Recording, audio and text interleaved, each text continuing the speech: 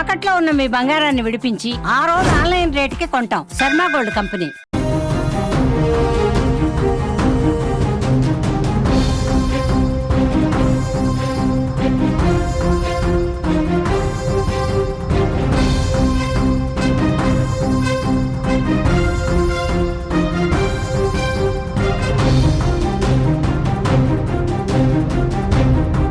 Continuing with its role as a responsible country, Pakistan is open to participate in any neutral, transparent and credible investigation.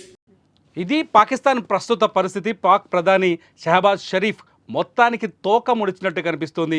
నిన్నటి వరకు తొడలు కొడుతూ భారత్పై లేనిపోని అంటే సిగొలుపుతున్నట్టుగా లేకపోతే రెచ్చగొట్టే చర్యలు చేస్తూ వచ్చిన పాకిస్తాన్ ఇవాళ పూర్తి స్థాయిలో వెనక్కి తగ్గినట్టు చాలా స్పష్టంగా కనిపిస్తోంది. పాక్ ప్రధాని మాటల్లో ఒక విషయం చాలా స్పష్టంగా అర్థమవుతుంది.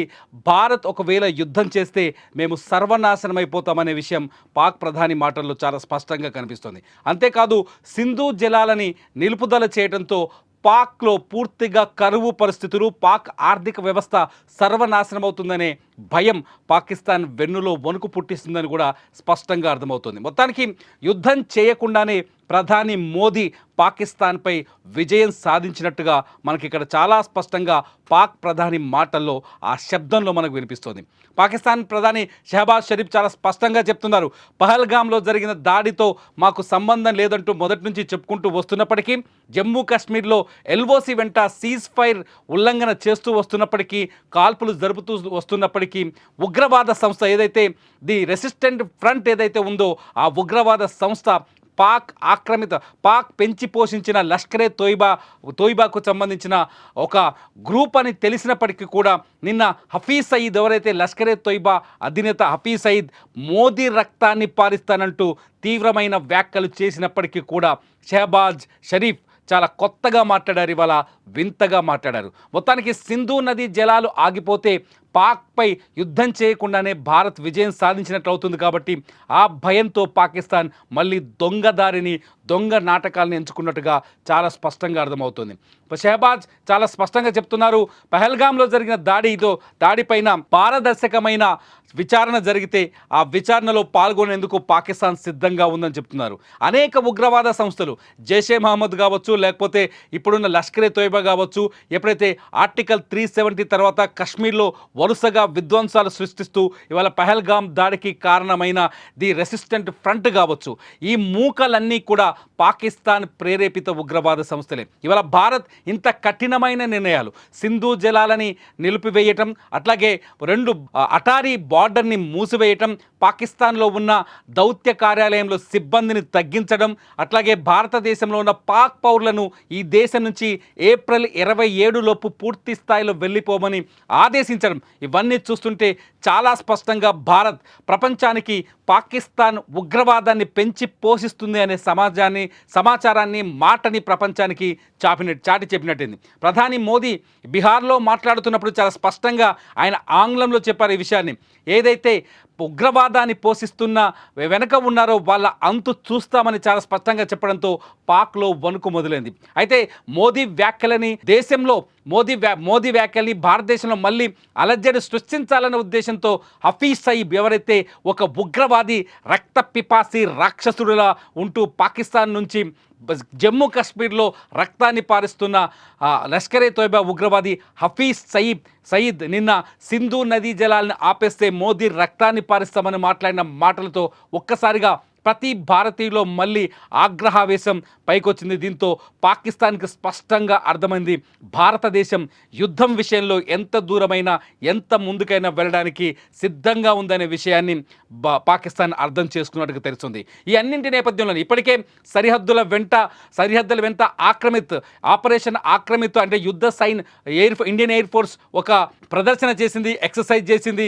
ఇండియా దగ్గర ఉన్న వాయు బలగాన్ని వైమానిక దళాన్ని, వైమానిక బలగాన్ని, శక్తి సామర్థ్యాల్ని సెంట్రల్ సెక్టార్లో ప్రదర్శించే ప్రయత్నం చేసింది. ఇటు ఐఎన్ఎస్ విక్రాంత్ని కర్ణాటక నుంచి అరేబియా జలాల్లోకి పంపించింది. అరేబియా జలాల్లో ఐఎన్ఎస్ విక్రాంత్ అక్కడ పెట్రోలింగ్ చేస్తుంది. ఈ నేపథ్యంలో పాకిస్తాన్కి చాలా స్పష్టంగా అర్థమైంది. ఇప్పటికే ఆఫ్ఘనిస్తాన్ బార్డర్ నుంచి, బలూచిస్తాన్ బార్డర్ నుంచి సైన్యాన్ని దిగుమతి చేసి భారత సరిహద్దుల్లో పాకిస్తాన్ సైన్యాన్ని డిప్లాయ్ చేస్తుంది. ఏ క్షణమైన యుద్ధం జరిగే ప్రమాదం ఉందని భయంతో వణికిపోతున్న పాకిస్తాన్ ఇవాళ శాంతి మంత్రాన్ని చర్చించే కుయుత్తులకు పాల్పడుతుంది. ప్రధాని షెహబాజ్ షరీఫ్ చాలా స్పష్టంగా చెప్తున్నారు, పహల్గామ్ దాడిపై పూర్తిస్థాయి విచారణకు, పారదర్శకమైన విచారణకు మేము సిద్ధంగా ఉన్నామని. పహల్గామ్ లాంటి దాడులు పాకిస్తాన్, ఇండియాలో, జమ్మూ కాశ్మీర్లో అనేకం జరిగాయి. పాక్ ప్రేరేపిత ఉగ్రవాదులు ఏదైతే ది రెసిస్టెంట్ ఫ్రంట్ ఇప్పుడు ఏదైతే ఉందో, ఈ రెసిస్టెంట్ ఫ్రంట్లో ఉన్న ఉగ్రవాదులు నిన్న దాడిలో పాల్గొన్న 7 నుంచి 10 మంది ఉగ్రవాదులు పూర్తి స్థాయిలో పాకిస్తాన్ జాతీయ పౌరులని చాలా స్పష్టంగా అర్థమవుతుంది. కొంతమంది కశ్మీర్లో ఉన్న వాళ్ళ అండదండలు తీసుకొని, కొంతమంది రెసిస్టెంట్ ఫ్రంట్లో కొంతమంది కశ్మీర్ యూత్ని ఆకర్షించి వాళ్ళ ఉగ్రవాదాన్ని ప్రేరేపించి ఈ మూకతో జత కట్టించిన తర్వాత కశ్మీర్లో ఇప్పటికే 2020 నుంచి అనేక దాడులకు పాల్పడింది ది రెసిస్టెంట్ ఫ్రంట్. ఆ ఫ్రంట్ మాది కాదు అని ఇవాళ పాకిస్తాన్ ప్రకటించడం, at the same time the resistant front ఏదైతే ఉగ్రవాద సంస్థ ఉందో ఆ సంస్థ కూడా ఈ దాడిలో మేం పాల్గొనలేదు, ఈ దాడికి మాకు సంబంధం లేదని ప్రకటించడం చూస్తుంటే పాకిస్తాన్ వెన్నులో వణుకు చాలా స్పష్టంగా అర్థమవుతుంది. ప్రపంచం ముందు ఇవాళ పాకిస్తాన్ దోషిగా నిలబడింది. ప్రపంచం ముందు పాకిస్తాన్ ఉగ్రవాద దేశంగా మరోసారి అధికారికంగా నిరూపితమైంది. ప్రపంచం ముందు పాకిస్తాన్ చేస్తున్న ఉగ్ర చర్యలతో, పారిస్తున్న రక్తపాతంతో భారత్ ఎంత ఇబ్బంది పడుతుందో, భారత్ ఎంత ఓపికతో, శాంతితో ఈ పాకిస్తాన్ ఉగ్రవాదాన్ని ఎదుర్కొంటుందో, సహిస్తుందో అనే విషయం ఇవాళ ప్రపంచానికి అర్థమైంది. ఈ నేపథ్యంలోనే పాకిస్తాన్ ప్రపంచం ముందు దోషిగా నిలబడ్డ తర్వాత ప్రపంచం ముందు పరువు కాపాడుకోవడానికి ఇప్పుడు తప్పుడు దారుల్లో, తప్పుడు మాటలతో శాంతి చర్చలు, శాంతి మంత్రాన్ని జపిస్తుంది. పారదర్శకమైన విచారణకు సిద్ధమని షెహబాజ్ షరీఫ్ చెప్తున్నారు. ఇదంతా చూస్తుంటే పాకిస్తాన్ నిజంగానే భయపడిపోతుంది. ఎందుకంటే సింధు జలాలు నిలుపుదల జరిగితే, సింధు జలాల్ని ఆపేస్తే 80% పాకిస్తాన్లో వ్యవసాయం ఆగిపోతుంది. పాకిస్తాన్లో జీడిపిలో దాదాపు 20% భాగమైన వ్యవసాయ ఉత్పత్తులు పూర్తి స్థాయిలో నిలిచిపోతాయి. సింధు జలాల ఒప్పందం ఆధారంగానే పాకిస్తాన్లో 90% వ్యవసాయ ఉత్పత్తులు దానిపైన ఆధారపడి ఉన్నాయి. దీంతో పాకిస్తాన్ తీవ్రమైన ఆర్థిక ఇబ్బందుల్లోకి వెళ్ళే ప్రమాదం ఉంది. గతంలో పాకిస్తాన్లో చూసిన ఇప్పటికే పాకిస్తాన్లో లీటర్ పాల ధర 300 పాకిస్తానీ రూపాయలు. నిత్యావసర ధరలు ఇప్పటికే అదుపులోకి రాలేదు. ఆర్థికంగా తీవ్రమైన చితికిపోయిన పరిస్థితిలో ఉంది పాకిస్తాన్. సింధు జలాలు ఆగిపోతే ఇంకా ఆర్థిక వ్యవస్థ మరింత సర్వనాశనం అయ్యే పరిస్థితి ఉంది. ఈ నేపథ్యంలో యుద్ధం చేసే శక్తి కూడా పాకిస్తాన్కి లేదనే విషయం అందరికీ అర్థమవుతుంది, ప్రపంచ దేశాలకు తెలుస్తుంది. ఈ బలహీనతలన్నింటినీ దాచుకొని హఫీజ్ సయీద్ లాంటి ఒక రక్త పిపాసి, ఒక ఉగ్రవాది భారతదేశాన్ని, భారత ప్రధానిని రెచ్చగొడుతూ, బెదిరిస్తూ మాట్లాడుతుండడం ఇది పాకిస్తాన్కి మరింత కష్టమైన పరిస్థితులను తీసుకొస్తుందని ఆ దేశ ప్రభుత్వం అర్థం చేసుకున్నట్టుగా అర్థమవుతుంది. అందుకే పహల్గామ్ దాడిలో మా పాత్ర లేదు, పహల్గామ్ దాడిపై విచారణకు మేము సిద్ధమనే యాంగిల్లో మాట్లాడుతూ వస్తుంది పాకిస్తాన్ ప్రభుత్వం. మొత్తానికైతే పాకిస్తాన్ ప్రధాని ప్రకటనతో చాలా స్పష్టంగా అర్థమవుతుంది, పాక్ భారత్ను చూసి వణికిపోతుందని. మరి మీరేమనుకుంటున్నారు?